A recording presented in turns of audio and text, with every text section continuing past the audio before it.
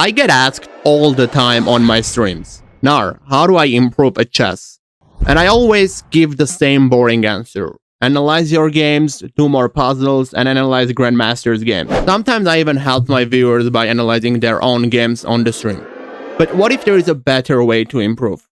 Well, I reached a 2550 peak rating on chess.com, and I tried different ways to improve at chess.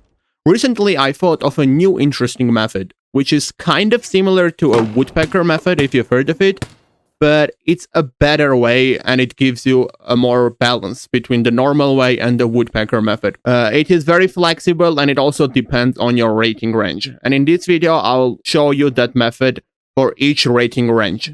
There are going to be timestamps so you can navigate to the video according to your rating. But without further ado, let's get started. The first rating range we're going to talk about is up to 1100. This is the beginner range where you blunder your pieces a lot, and your main priority is to blunder less. So the woodpecker method, it's saying solve 100 puzzles, keep track of them and your solving time, and then solve these 100 puzzles again. Now, the reason this is a really bad strategy for this rating range is because at this rating range, you don't want to solve that many puzzles, the puzzles that are actually hard, and then come back to this. At this rating level, what you want to do is you want to prioritize solving easy puzzles and doing repetition a little bit more frequently, so you can improve your pattern recognition and blunder less. The woodpecker method is more for higher rated players. So at this rating level, here is the strategy that I recommend you to do. So let's say it's the first day.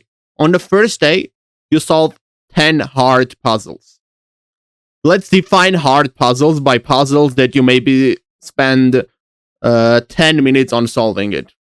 Now, if you're on the lower range of this rating, then it's going to be hard to find such puzzles. But you can just go over different rating levels of puzzles and see which puzzles take you as much time as you possibly can. So find some hard puzzles and solve 10 of them. Maybe you solve one of them in 15 minutes, another one in 5 minutes. Just try to keep the average at least a few minutes.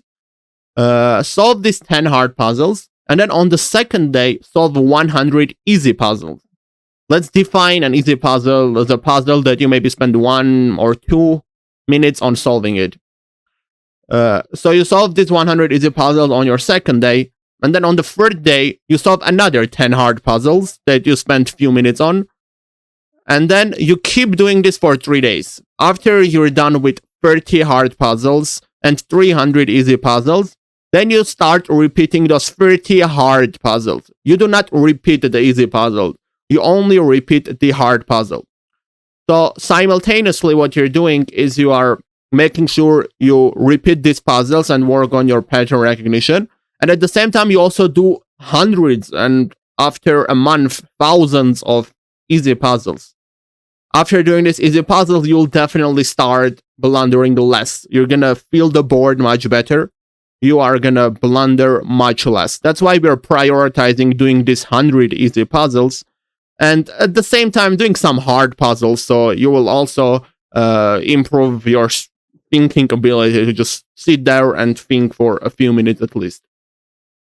So this way, if you do manage to spend like 10 minutes on the hard puzzles, what you're going to do is you're going to spend like 100 minutes in total on these 10 hard puzzles. And for an easy puzzle session, you're going to spend like 1 or 2 minutes on 100 easy puzzles. So you're going to spend another 100 or 200 minutes. This means that with just 2 hours each day, you can actually accomplish this goal. And in just 1 month, you'll already be solving so many easy puzzles and a decent amount of hard puzzles. Right now, I'm on chess.com, and on chess.com, I can just choose the puzzle rating, like maybe 1000 and up to 1300, and click start, and then I can solve these puzzles. Actually, I got this wrong. Wait. What? Editor, please cut this. Editor, please cut this. So what you can do is you can just see if you're able to solve those puzzles. You move on to the next. You solve this.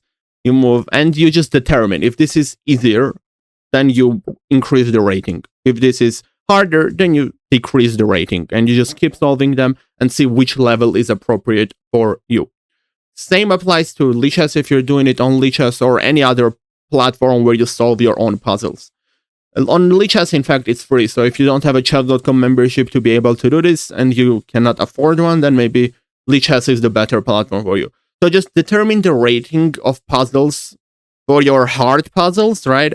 That you spend maybe on average 10 minutes, and the easy puzzles that you spend on average 2 or 1 minute, and do puzzles at this level. And you can, of course, increase the rating later on if you feel like it's already easy for you. Now let's talk about the second rating range, which is 1100 up to 1700. Now, at this rating range, you're starting to blunder pieces less. So it's important to start prioritizing doing harder puzzles a little bit more than the easier puzzles, just so you can feel the board better and blunder less. This is what easy puzzles are ultimately for.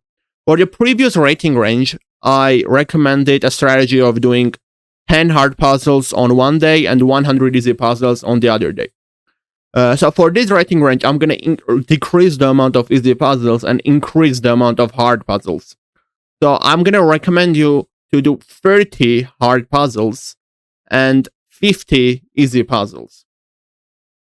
So again, as you can see, I was showing this for the other rating range. What you're going to do is you're going to come to chess.com. You're going to click custom puzzles, or you're going to do this on Lichess. It doesn't matter. You're going to choose some rating range for the puzzles, like maybe 1400 to 1700. And you're going to try to solve those puzzles. I'm going to get the first puzzle wrong. We're going to ask editor to cut this out. But you're going to solve these puzzles and see if you're able to solve them. If you're able to solve them really fast, then you're going to increase the rating range.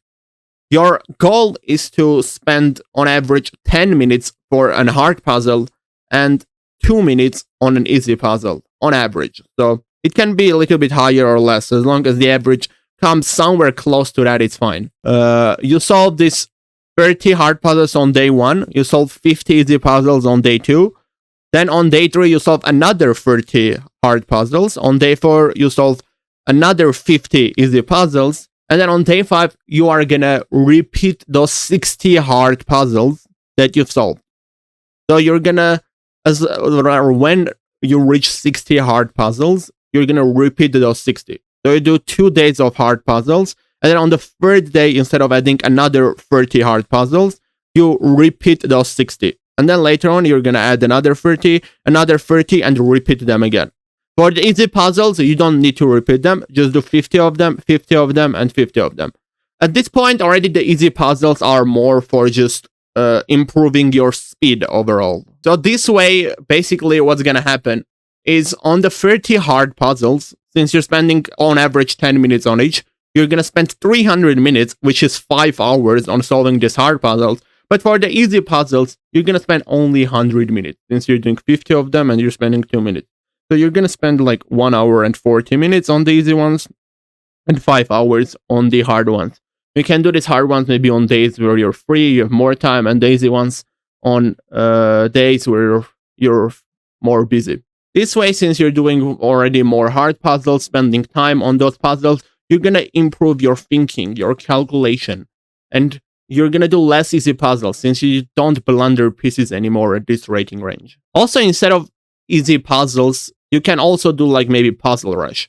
If your goal especially is to be faster, play better in blitz time controls, instead of doing 50 easy puzzles, you can also do like maybe 20 puzzle rush, 23-minute puzzle rush, or even more if you want to improve your speed. Now moving on to the next rating range, it's 1700 to 2000.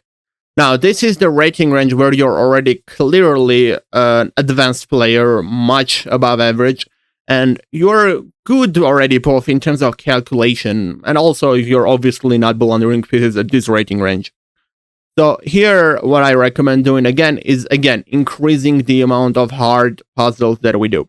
Again, a hard puzzle is defined by a puzzle that you spend like 10 minutes on average, and an easy puzzle, a puzzle where you spend 2 minutes, or maybe at this rating range already 3 minutes on the easy puzzle. So again, what we're gonna do is on the first day, we are gonna do 50 hard puzzles. On the previous rating range, it was only 30, but now it is 50. On the second day, you're gonna do some amount of easy puzzles. You can decide the amount. Maybe do 30, but if you are struggling with time, if you want to improve your speed, and like you cannot make good decisions in low time, like you're struggling with low time controls, basically. Maybe you're much worse at blitz than rapid. In this case, you can do more easy puzzles that you spend 2 minutes on average solving. Or on chess.com, you can also do 3-minute puzzle rush. Just do a bunch of 3-minute puzzle rush on the second day. And then on the third day, do another 50 hard puzzles. On the fourth day, again, work on your time, work on some easy puzzles. And then on the fifth day, you repeat those 100 hard puzzles like you do in the woodpecker method. For the lower rating range, I mentioned doing less hard puzzles and then repeating them. But for this one, I'm going to say do 50 hard puzzles, then another 50, and then repeat them. Because at this rating range, it's important to dedicate more time to actually thinking and calculating really deep on hard puzzles. In fact, you can even pick puzzles that you spend maybe 15 minutes on average solving, not even 10. There's nothing bad about spending more time on a hard puzzle. That's why I'm saying on average 10 minutes. Obviously, considering that some puzzles are going to take more than 10, some puzzles are going to take less than 10. So what happens is that we're already at this rating range getting really close to the actual woodpecker method, which is just saying solve 100 puzzles and repeat them. So moving to the next rating range, all I'm going to recommend is basically just repeating the woodpecker method. Just doing 100 puzzles and repeating those 100 puzzles.